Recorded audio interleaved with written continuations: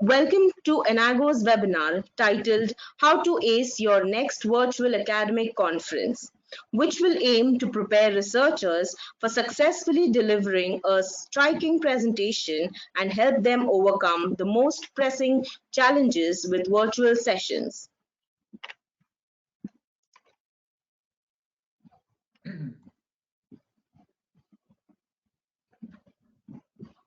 Before we begin, I would like to mention that you can send us your questions using the Questions tab in the control panel, and our expert speakers would be happy to answer all your queries at the end of the webinar. Today, we have with us our expert speaker, Dr. Gavin Hougham.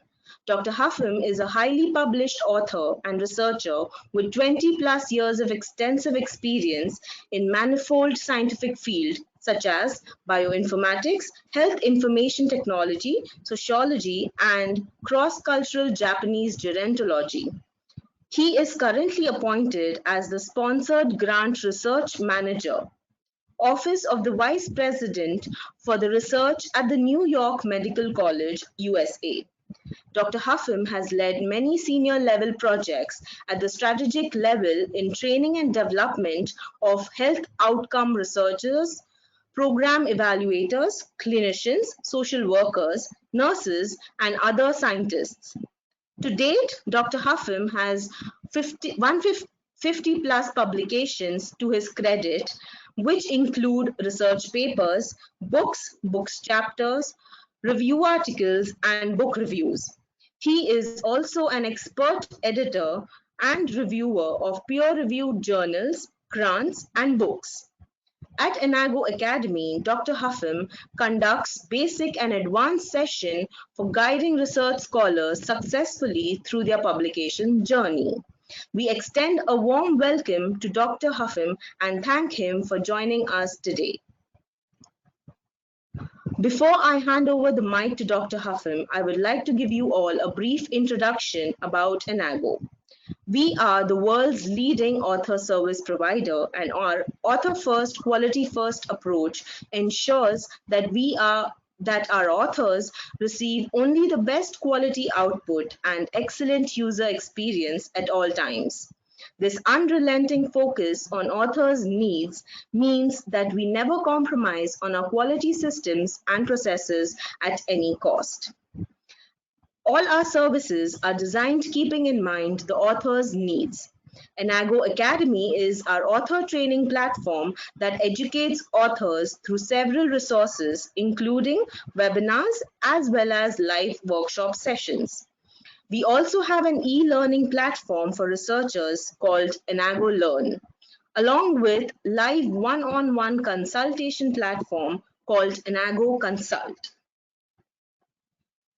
Enago offers world-class services to researchers at different stages of their research careers, such as two-editor system English language editing service, academic and non-academic translation service, manuscript preparation service, and publication support service. The Enago promise guarantees that a manuscript edited by us will never be rejected based on poor language. On a rare occasion, if rejection occurs, we will take full responsibility for re-editing the paper for resubmission at no additional cost. Enago's comprehensive after-sales service will support you at every step of the way until your manuscript is published. They are designed to take care of every need from the time you receive our main service until you are published. Enago's research communication service are designed to help you effectively present your research data. In case you are interested in any of these services, feel free to email us at webinars@enago.com. We also have exciting discount offers for our webinar participants, details of which will be shared via chat box at the end of the session. Now, without any further delay, I will hand over the mic to Dr. Hougham. Good morning or good evening, everyone. Can you hear me okay? So thank you, Sneha, for that nice introduction. And what I'd like to do today is talk a little bit about virtual academic conferences. Um, uh, we've all, why are we doing this kind of talk? Shouldn't we all be in a big room together where we can talk to each other and share ideas and share our academic research findings, make new connections, do our networking, and engage in great discussions, career advancement, raise our own visibility, and of course, the fun that comes with travel to new cities and new countries sometimes even as well.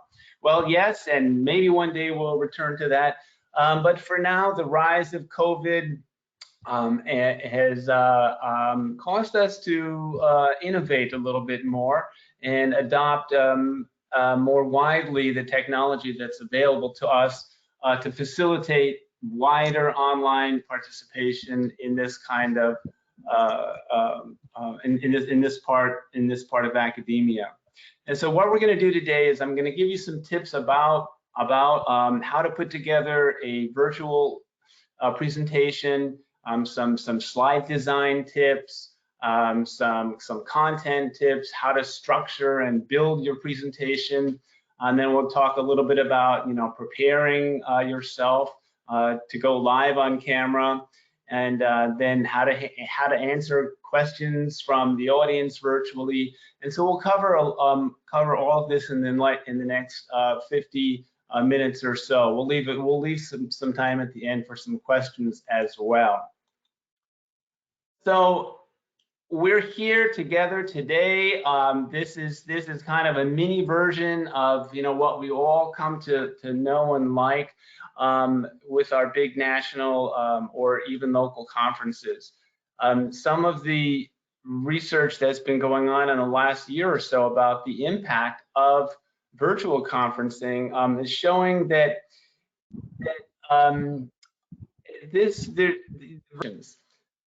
here we go. Okay, so this was my second slide. We're going from in-person meetings here to online meetings down here on the bottom right. Okay, are we all caught up? So what I wanted to say was that some of the research is showing that academic conferencing via online presentation is growing in popularity and scale. Some of the big international meetings have doubled and tripled their attendance, and in fact, not only are the numbers of attendees and participants growing by participating in online conferencing, but also the diversity and inclusiveness has also been impacted by the rise of virtual conferencing. As we all know, conferencing can be very expensive.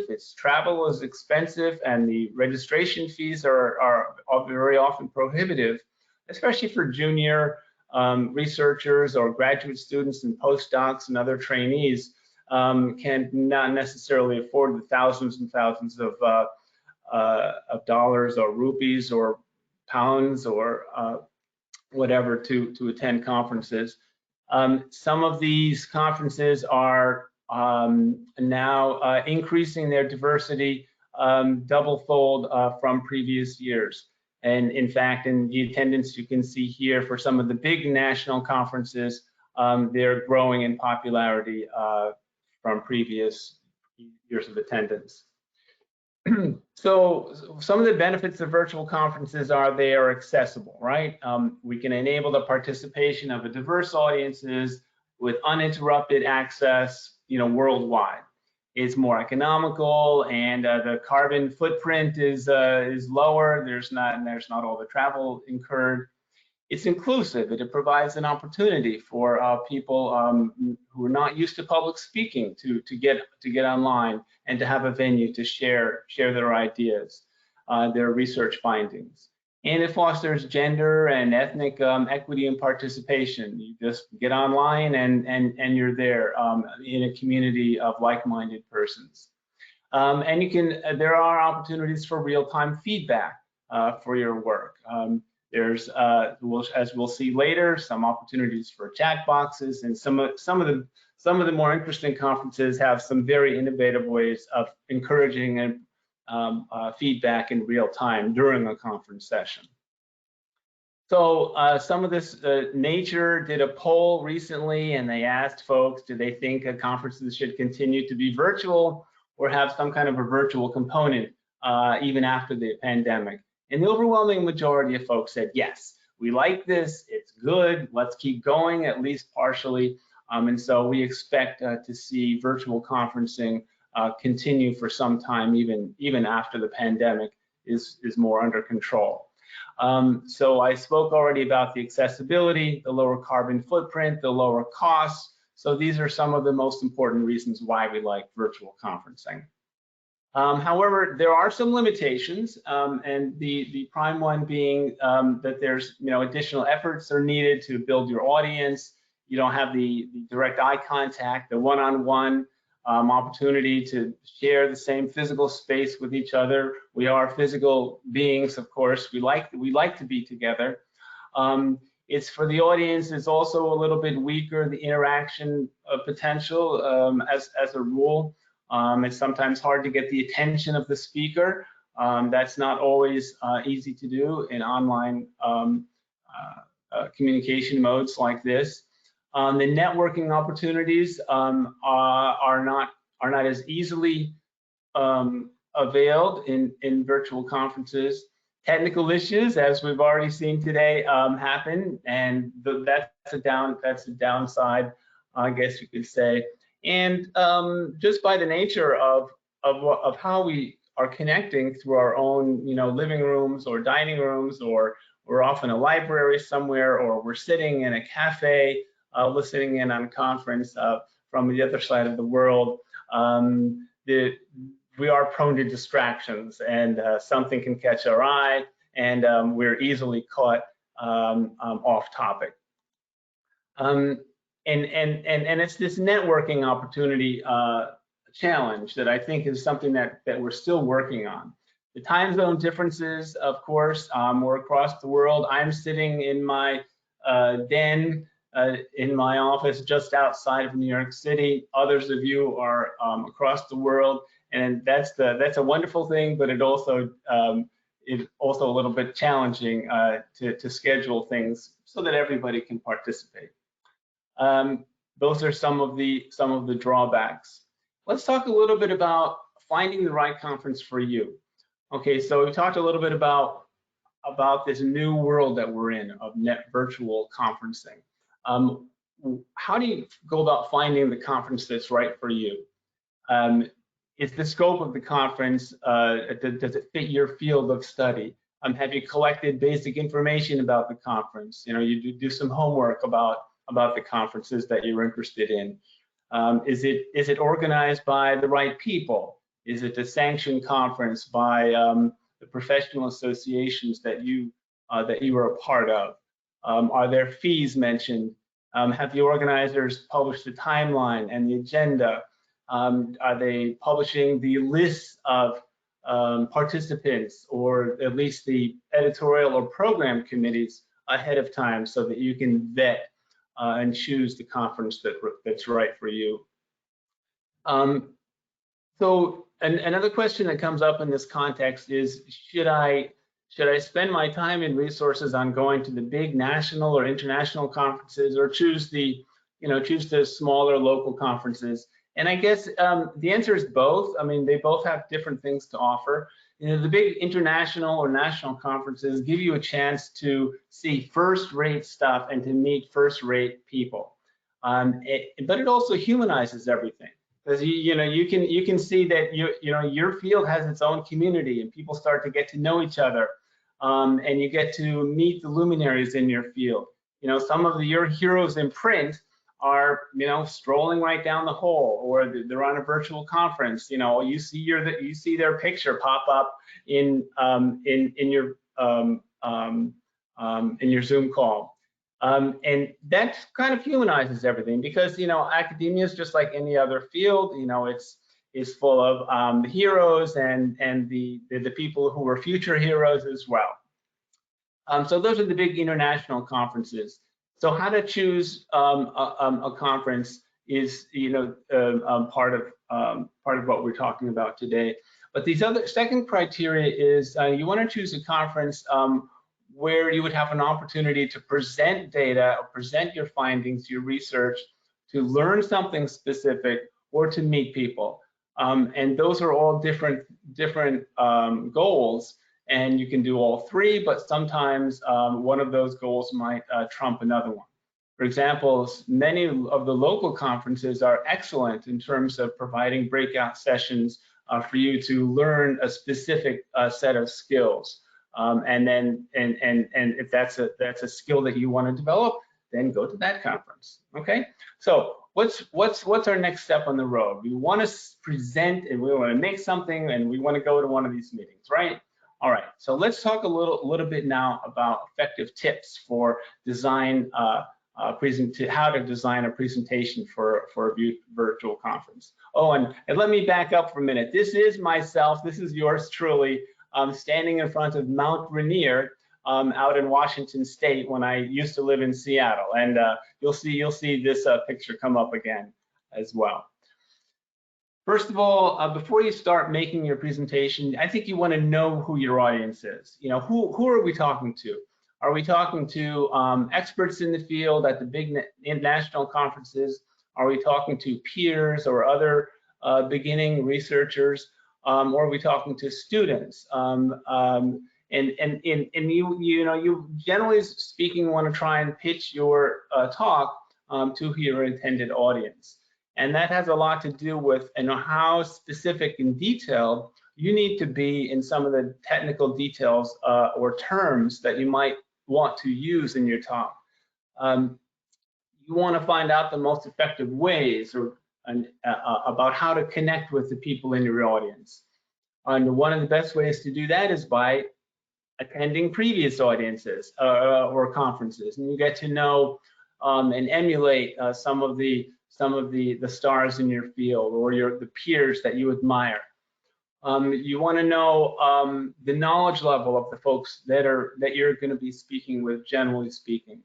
What are their demographics? Where are they from? Are there cultural differences that you might want to keep in mind, or that would be important to reflect upon in your talk, depending on your field, of course. And then not only why are you there, but what do they expect to get from your talk? Okay, so what do you think they want to know about what you're talking about?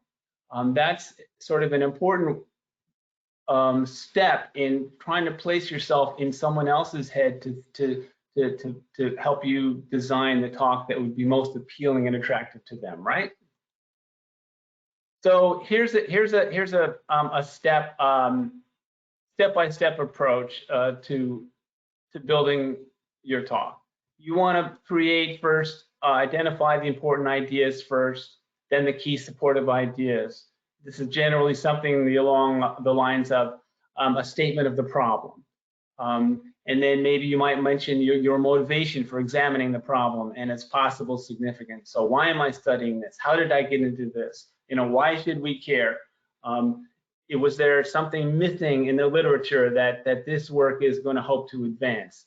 Or maybe there's a side road, a parallel road that no one else has been talking about that I would like to take you down for a while. You want to give them a high-level view of your results, and then you want to share some of the details for how you arrived at that high-level view. You want to talk a little bit about the significance of your results, and then of course you would want to talk about the conclusions and future directions for the work. Some people use this top-down approach, to create a well-defined outline, and then they go about creating the visuals and the slides and the files and the handouts. Other people, follow this blue arrow approach, and they know the slides that they want to include. For example, an important table or chart or graph, and then they kind of reverse engineer the talk and build the talk around those particular result slides that they want to talk about. So either way, whatever works for you, and it sometimes works to go back and forth between the two as you gradually put your talk together. And some talks are 5 minutes, just more or less like an abstract talk, and you get maybe 5 slides to do your pitch. Some are like 10 or 15-minute talks, and then you can maybe do maybe at 1 or at most 2 slides per minute. Other talks are something like what we're doing today. You have an ample amount of time to expand and riff and go into many details about your talk. So the length of time that you have available is important as well. Then of course, we're going to talk about this again, rehearse and rehearse and rehearse your talk again until you can practically memorize it. But please don't memorize your talk because it'll sound like you memorized your talk. Okay. So we just said about structuring your thoughts. The idea is that when you're up in front of people, you want to basically engage them in storytelling. Okay, you're not a robot, and you're not the dictionary, and you're not Wikipedia. You're a person connecting with another person, and you're telling them a story, and you're telling them a story about something that you did or something that you want to do. Or something that they might want to do. So you want to tell them a story. Give it a beginning, give it a middle, give it an end, and give it some structure. Use the questions what, why, and how to communicate your message to the audience, right? It helps sometimes to create a little bit of a roadmap up front, an overview to help your audience follow your presentation, just sort of a little bit of a roadmap ahead of time, like we did today. And then there's this rule of 3 that's sometimes a good rule of thumb. Now, everyone knows Steve Jobs, the founder of Apple, and when he was launching the Apple iPod 2, he had 3 takeaways that he pitched to help sell the Apple iPad 2. And he said, look, this is technology that's thinner, it's lighter, and it's faster, and that's it. And then he just kept repeating thinner, lighter, faster. The rule of 3 worked for him. Now, in terms of process, we're very comfortable thinking in terms of 3 easy steps. 1, 2, 3. So the rule of 3. And then, of course, as a narrative, we're all very used to having a story that unfolds with a beginning, a middle, and an end. So the rule of 3 can help structure your thinking as well. So here we go. The rule of 3: an introduction, body, and a conclusion. What do you want to do in your introduction? You want to connect the audience with the research topic and establish some kind of rapport with them. You want to capture their attention sometimes with an intriguing, motivating question, or a quotation, an anecdote from the field or from your personal life even, some interesting statistics. I've often found quoting a newspaper headline from that very morning's news can be a good way, if you can find a relevant one, to launch your slide. As we saw in today's paper about X, Y, and Z, my talk is extremely relevant because it's talking about the same thing, or something like that. I've often pulled quotes and from totally different fields to help engage and launch a talk as well. So you want to provide the main theme and argument and the points you intend to cover in the presentation. So during the body, sort of this is the meat. This is where the rubber hits the road, so to speak. This is where you provide your evidence, your examples, your concepts. You want to repeat them using several different ways or modalities to help reinforce what it is you're trying to convey. And we're going to talk about this in more detail as well. You want to follow some techniques that help your audience grasp the key points easily and quickly. Sometimes you might want to, number your ideas, arrange them in some kind of logical order. it could either be chronological about, you did this and then this and then this and then this, or it can be cause and effect. We did this and then we found this other thing. Or it can be problem solution. It can be a comparison with something else.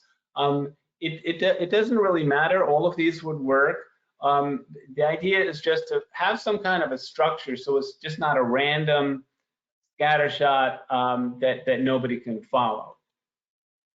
And then in the conclusion, again, summarize the main takeaways. I can't emphasize this enough. You want to just repeat to them, especially in a highly technical field where it's very easy to get lost in the weeds.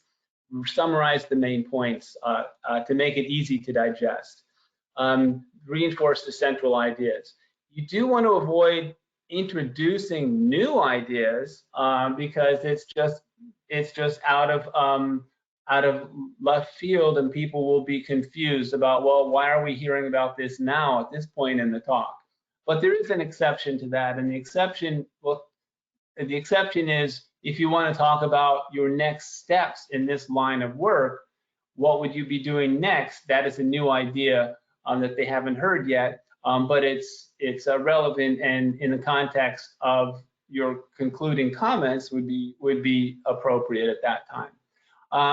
At this point, you might also want to ask some questions to stimulate thinking, either for folks to take home as a stimulating thought experiment of some kind, or in the moment, ask questions that you would like the audience to respond to during the question and answer part of your talk. Let's talk a little bit about slide design. And a lot of this stuff you can find online, right? If you just Google or go to your favorite search engine and just start typing away, how do I make a slide presentation? You will find all of this in abundance. But it does bear repeating, especially for the folks that haven't done this too often or even once yet. You want to use a decent font size, and it should not be too small to read like this here. You want to capitalize, usually just to make a point, not all the time. And here's where our practices that we're used to in other social media, for example, in Instagramming or in Twitter or in our message chats, capitalization can sometimes imply shouting, right? And we generally don't like to shout at people we're trying to communicate with. You want to use just one font style throughout your whole talk. It's just too confusing to be switching. It's jarring, and even if it's very subtle, people won't necessarily notice he used different font styles, but just that it's not congealing, it's not gelling for people in a nice way, and they don't leave your talk having a good, satisfied feeling. You can use different font sizes, and you can change font style occasionally, but it has to be extremely limited, just for emphasis only. The same thing with colors and styles and sizes. The same rule goes, right? So here's an imaginary quiz for everybody. Okay, you ready? You listening? Here's the question. How many times have I used a yellow font in today's slides? How about a green font? Red font? Not too often. So keep things under control, and restraint is generally the way to go if you're having trouble deciding. So here's some examples of a font selection on the left. Here's somebody's content. They're talking about research misconduct or something, and they have laid everything out in a nice font. And this is sort of an example of a good way to structure a particular slide with text. On the right-hand side, though, we have the font sizes are too small to read, and the font is very difficult to read. It's a fancy font, and then you've got all kinds of craziness going on. This just makes it impossible to read. So background in color. You want to use a simple background to provide some visual interest if possible. And there are many, many templates around that are simple enough that are not distracting that you can choose from. You want to use the exact same background through every single slide as a rule. You want to avoid backgrounds that make it difficult for the words to stand out, because you need some contrast, right, between the words and the background. Contrast is your friend here. So blue font on a white background, like here, this is generally a safe way to go. And again, use colors to emphasize, but only occasionally. And then you want to check, of course, all of this on a screen before the actual presentation. And you know, when we get back to in-person presentations, this is going to be especially important, because your presentation could be, you know, shot up onto a 10-foot high screen in front of an audience, and you want to make sure that your slides are viewable from 80 feet, or 20 or 30 meters back in the back of the room, when we get back to that kind of presentation mode as well. So here's another example of some bad slides on the left, or good practice on the left, bad practice on the right. The colors are not readable. The yellow font is particularly horrible, so please do stay away from yellow fonts. And these grayed out can work if you're trying to sort of temporarily hide something or de-emphasize, but at some point you would have to then reveal what it is that was previously hidden. Images. Now, there's so much to talk about here with images. We'll talk a little bit about images. You really have to choose high quality images, as high a quality as you can.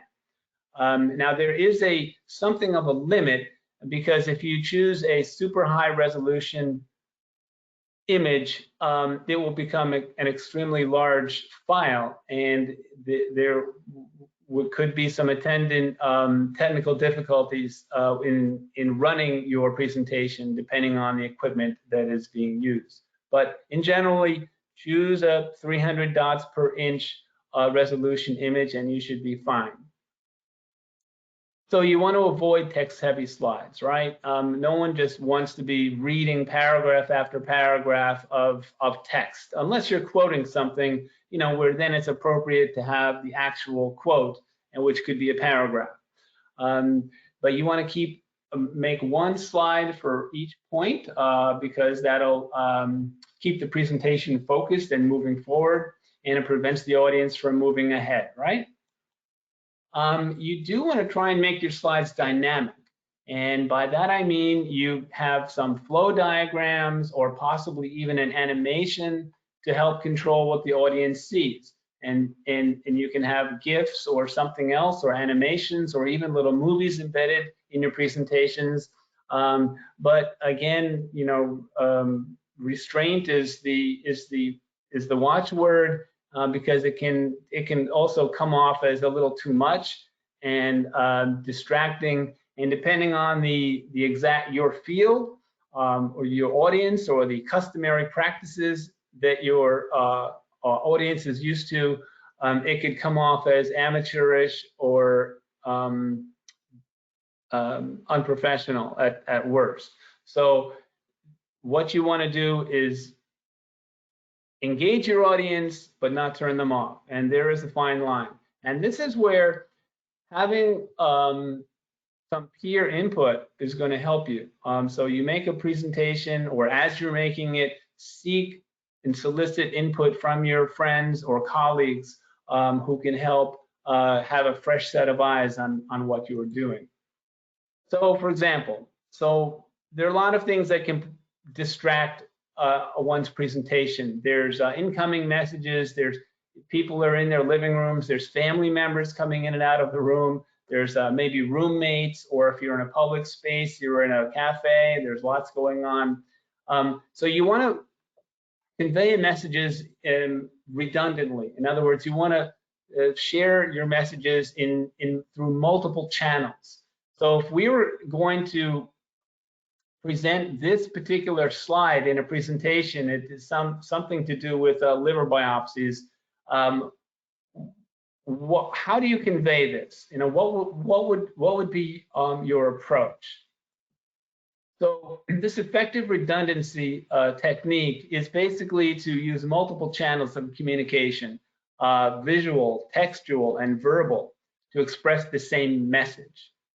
So, for example, you will want to convey your message in the title, written as a slide title. And then you will also be speaking the words, you know, the use of flow cytometry for the analysis of liver biopsies showed X, Y, and Z, right? And then you also want to show the data textually, right? And label your figures appropriately. And then, of course, the data is shown graphically. So you have people are reading it, they're hearing what you're saying, they're seeing the chart. There are multiple sensory inputs for you to convey your message. So that's redundancy. Now, let's talk a little bit about data visualization and infographics. This is one of the most famous so-called infographics ever made. It was made by a statistician named Charles Joseph Minard in 1869 to describe Napoleon's campaign from Poland to Moscow in the War of 1812. And then this is ostensibly a map showing the, let's see, do I have a highlighter? Let me show. Okay, so this is showing the map, the route that Napoleon's army followed from Poland to Moscow, but it's also showing something else. The width of this line is proportional to the number of soldiers in his army. So we started out with 400,000 soldiers in his army at the beginning of the campaign. But the width of this line is narrowing as various battles ensued during the fall of 1812. Finally ended up in Moscow with 100,000 troops remaining. And then on the campaign back out of Moscow, out of Russia, through the winter of in 1812, or through the fall and into the winter, his army was shrinking and shrinking and shrinking and shrinking until he ended up finally with only 10,000 soldiers left. And so this conveys this kind of multiple amount of information in one graphic. It also shows some flanking maneuvers here. There was a regiment that went off over here and then returned. There was another regiment that went off over here and then looped back. At the bottom part of the chart, we also see the temperature was graphed at each point during the campaign. And you can see the temperature is dropping as he got into December, showing the environmental conditions that the army was suffering as they went back. So this is one example. Now, we might also be able to do even better than Minard's statistical graphic. The slide, remember the slide with the test tubes and the fluorescent antibodies a few slides ago? What if we animated that illustration like this, and we showed the fluorescent dye going in, and the chemical reaction was important to show? We could animate that in a nice way like this. So this one shows the same thing as Minard's map, but we can actually see the animation with the same technique, using the width of the line to show the size of the army in a very captivating way. So another important infographic was, here, I'm going to zoom in, whoopsie daisy. I'm going to zoom in on this part. This was a chart done by Dr. John Snow, the father of modern epidemiology, to show the source of the cholera outbreak in London. And he mapped the incidence of cholera cases in a neighborhood of London, and each line represented one case, and he placed them in the houses around the neighborhood where the outbreak was occurring. And then he figured out that this pump, there was a common water pump in the street at the time, and all of these cases were kind of located around the pump. And it was a famous piece of epidemiology to show how epidemiology can work.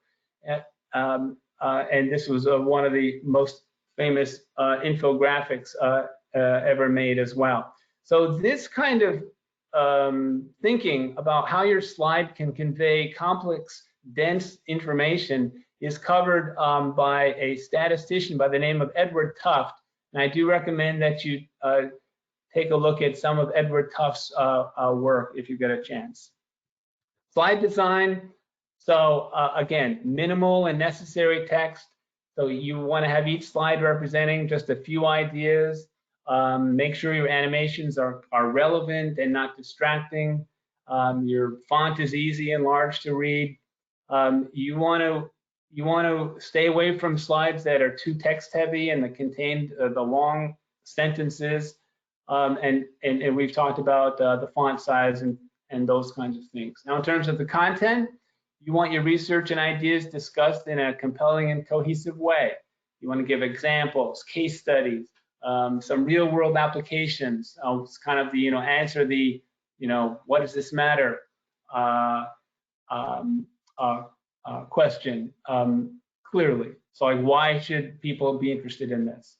The implications and the applications are discussed. It's finding the right mix of good content, interesting presentation, good communicative graphics and text, structured nicely so that people can follow what you're saying. Again, just to repeat, you want to review and edit your presentation. Use some stories or some quizzes or short videos. You've done your spelling and grammar checks. The language is clear. You've used shorter and simpler sentences. In presentations such as this, your sentences don't even have to be really grammatically correct, in my opinion. You can leave out words. You can even leave out articles like the. You can just basically omit them to save space and keep your text count low. Let's see. So while I was making this presentation, and this is another thing, there's kind of a forest and trees problem as well.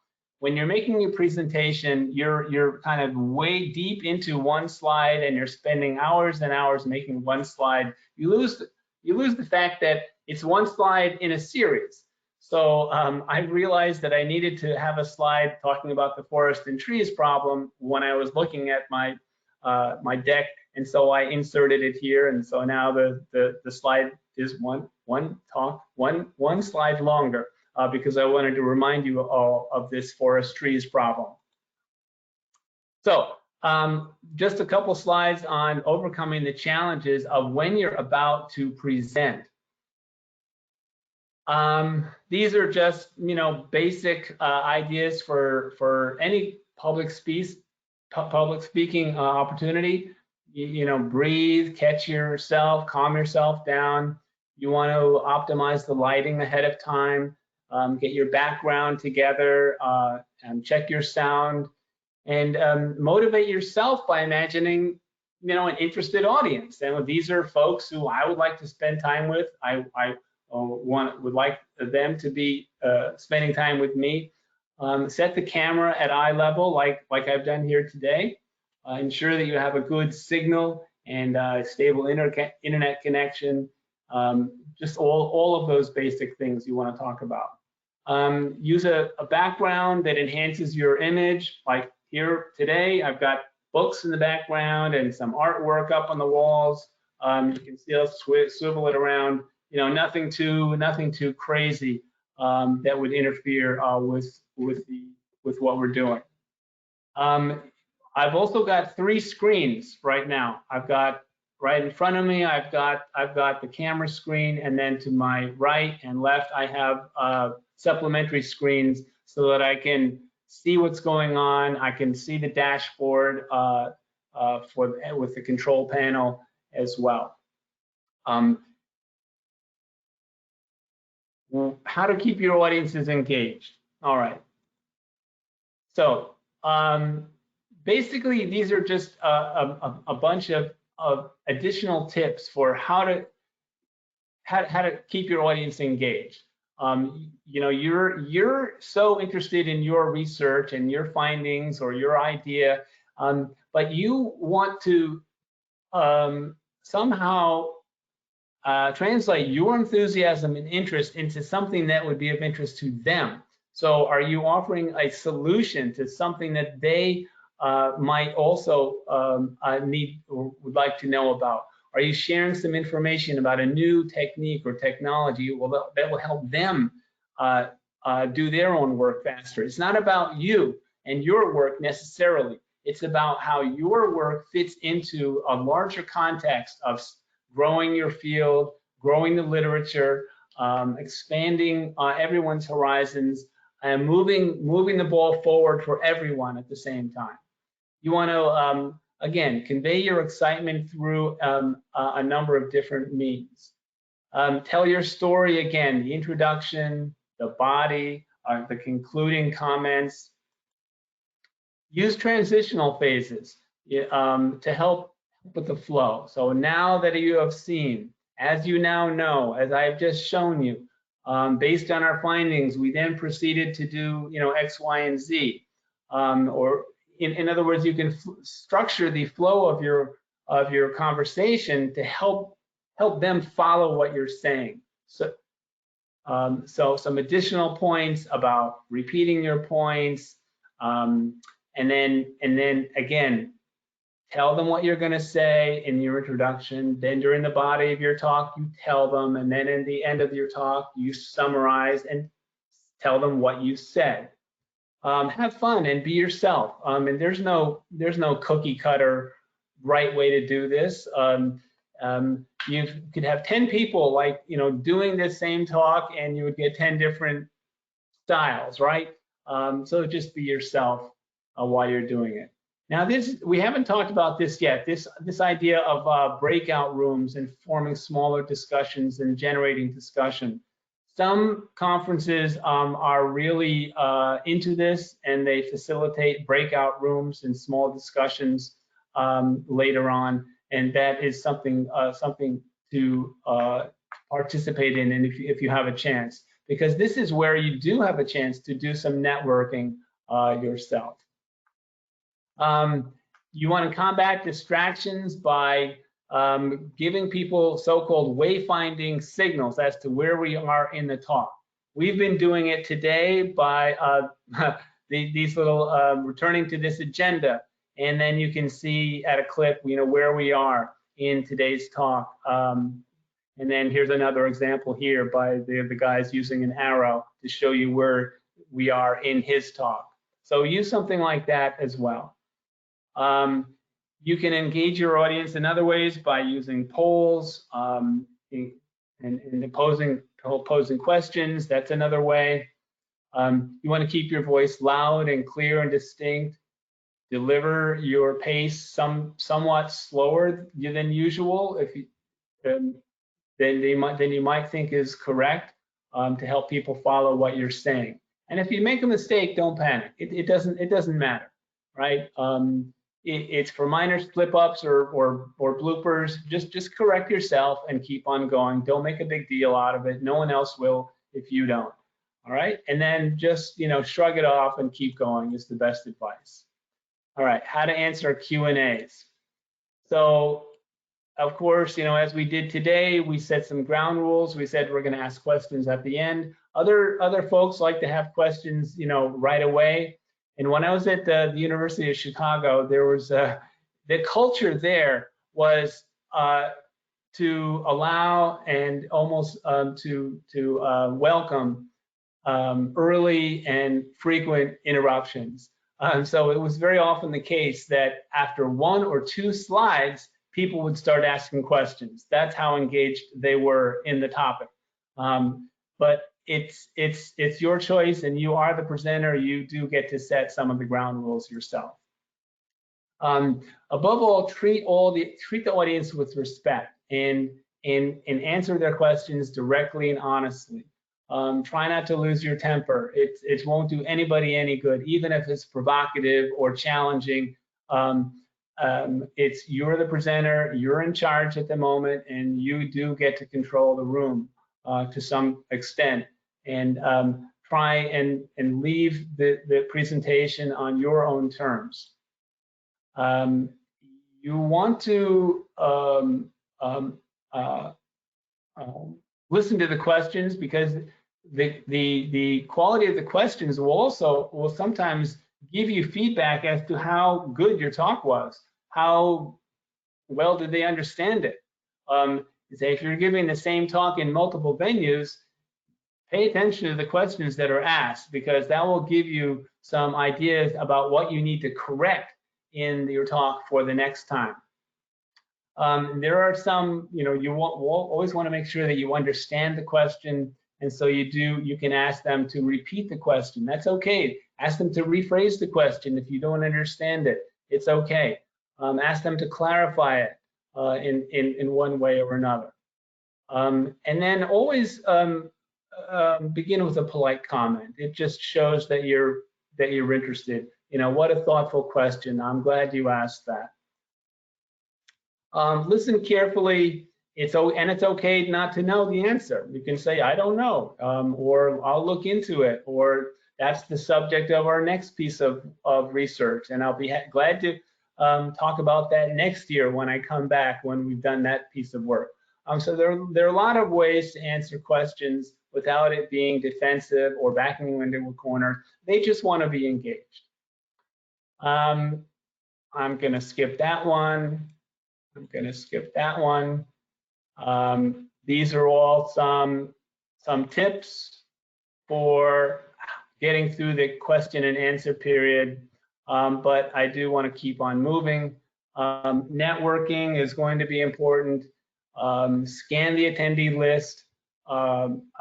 Look at the list of folks who are potentially going to be at the conference.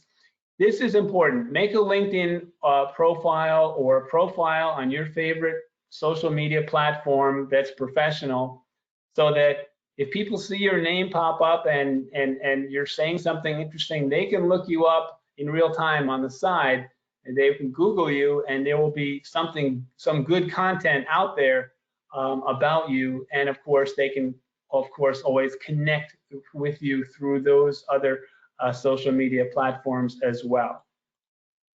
Some other tips about the private messaging features as well. We're going to open up the question and answer session now, and thank you very much for listening in, and I hope you enjoyed. As mentioned earlier, we have exciting discount offers for our webinar participants. The details of the discount will be shared via chat box. Thank you, Dr. Hougham. Our attendees have certainly gained a lot of critical information from this session. We would once again like to thank all our attendees for joining the webinar.